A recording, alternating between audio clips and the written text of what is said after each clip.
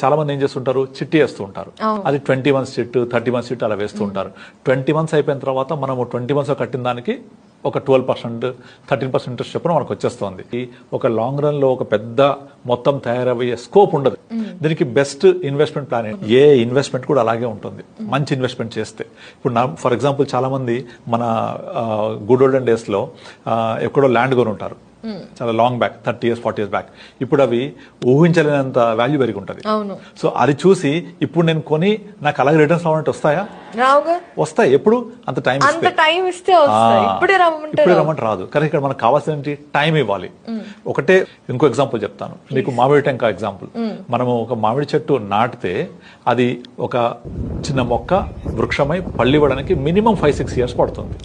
ఈ 5-6 years period. అంతేగాని నేను ఇన్వెస్ట్ చేయగానే నాకు ఎవ్రీ ఇయర్ రావాలంటే రాదు. వొలటాలిటీ ఉంటుంది మార్కెట్లో.